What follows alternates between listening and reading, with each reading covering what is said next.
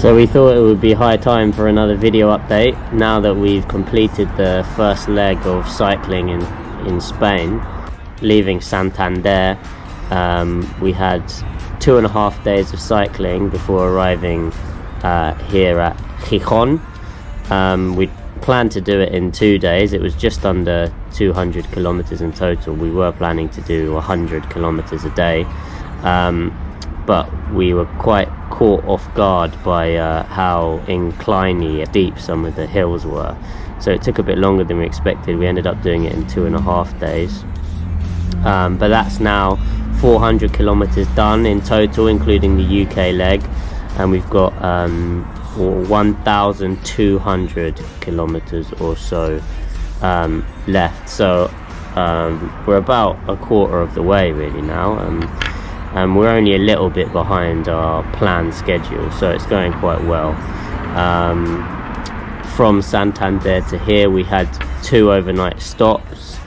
The first one was just before a place where we were expecting to finish the day called Llanes, where we did a bit of camping, which was really nice campsite right next to a really hidden, secluded but very pristine beach.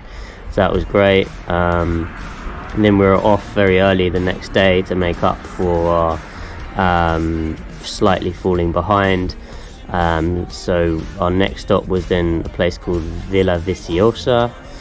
We stayed in an albergue there, which is kind of like a hostel, but specifically for people doing the Camino de Santiago, which is a kind of pilgrimage. It's a network of walking paths. The main one starting in France and ending in the city of Santiago. And a lot of our route has actually been along that path. So it's been really interesting meeting other people doing the path, doing the Camino, and meeting people from all over the world. So the first leg's gone well. We've had a couple of days to rest and recover here in Gijón, and then we'll start up again tomorrow. I'm not gonna lie, it has been quite challenging. We've been lucky with the weather, especially for the first 2 days since leaving Santander. It had been very rainy, but for some reason everywhere we went we just avoid the rain somehow. And on the other side, whilst it has been sunny at times, it hasn't been too hot or too sunny for too long, so it's actually been perfect cycling conditions. But like I said, it's been very steep hills and a lot of hills to climb, and that's been really tiring. That's slowed us down, that's tired us out. We were expecting hills, but not to this extent. Even when you do the maths on Google Maps, you can't quite imagine what it's actually going to be like. And even though on the one hand what goes up must come down, and it's great to then have those hills to cycle down afterwards and notch up 2 or 3 kilometers without even pedaling, it doesn't even out. You expend so much energy, a lot more energy going up the hill than you do recover going down the hill. So that's been really tough. I mean, Sam's already kind of starting to get a feel for it, and his muscle memory is starting to kick in when he's done trips like this before.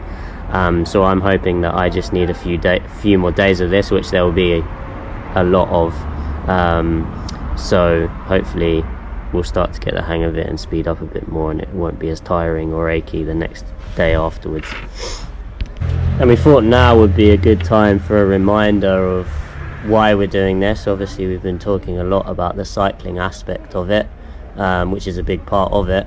There's a bigger cause. I saw in the news that yesterday there were some serious flash floods in London, which, I'm from London, and it's not really a place which you associate with floods, and because of climate change, floods like that are going to be more intense and more frequent, and we're already seeing it.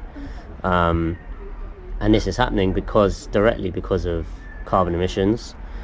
So that's what this cause is all about. That's what the legal challenge is all about. It's trying to get to reducing carbon emissions at the source. And if this legal challenge is successful, it will allow the councillors and planners project planners, who are the ones that make decisions whether to give permission to companies to drill for oil and gas. It will actually allow them to consider downstream emissions, which means that emissions that are caused when the oil and gas is actually consumed, is actually burned.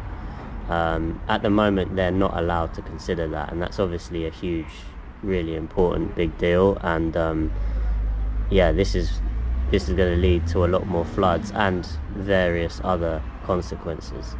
So please do watch the interview I did with Sarah a few weeks back. She is leading the legal challenge, and if you can, please donate.